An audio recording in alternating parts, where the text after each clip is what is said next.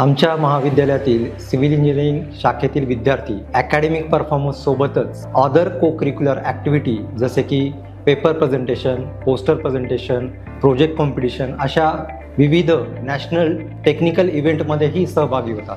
त्यामध्येही बऱ्याच विद्यार्थ्यांनी फर्स्ट प्राइज, सेकंड प्राइज अशा पद्धतीचे प्राइजेसही जिंकलेले आहेत. मॅक्झिमम विद्यार्थी हे उच्च शिक्षण घेत असताना government college of engineering Pune, VJTI Mumbai, SP college of engineering Mumbai, त्यानंतर Walchand college of engineering Sangli अशा विविध गव्हर्नमेंट कॉलेजमध्ये हे विद्यार्थी पुढील शिक्षण घेत आहेत. सिव्हिल इंजिनिअरिंग शाखेतनं विद्यार्थी पास झाल्यानंतर या विद्यार्थ्याला फ्युचरमध्ये जर नोकरी करायची असेल तर त्यामध्ये या विद्यार्थ्यांना गव्हर्नमेंट सेक्टर त्यासोबतच प्रायव्हेट सेक्टर या दोन्ही सेक्टरमध्ये जॉब करता येतो.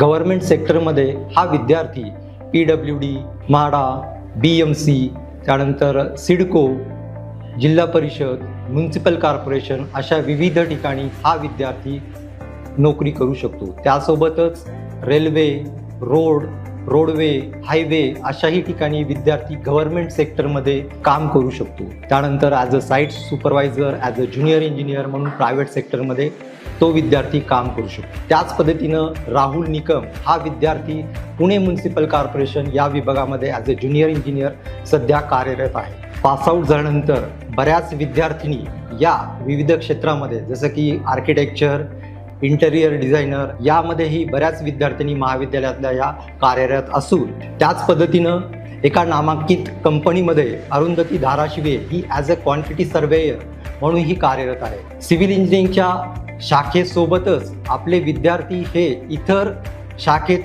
शाखेमध्येही कार्यरत आहेत. जसं की इन्फोसिसमध्ये कदम महेश, प्रतीक्षा खिचडे हेही विद्यार्थी आपले अदर सेक्टरमध्येही कार्यरत आहेत. आणि यामुळेच सिव्हिल इंजिनिअरिंग ब्रँच या ब्रँचला आपण मदर ब्रँच म्हणतो. आणि सिव्हिल इंजिनिअरिंगचा जो काही विद्यार्थी आहे हा विद्यार्थी प्रत्येक क्षेत्रामध्ये हा विद्यार्थी सफल असतो आणि प्रत्येक क्षेत्रामध्ये या विद्यार्थ्याला स्कोप असतो.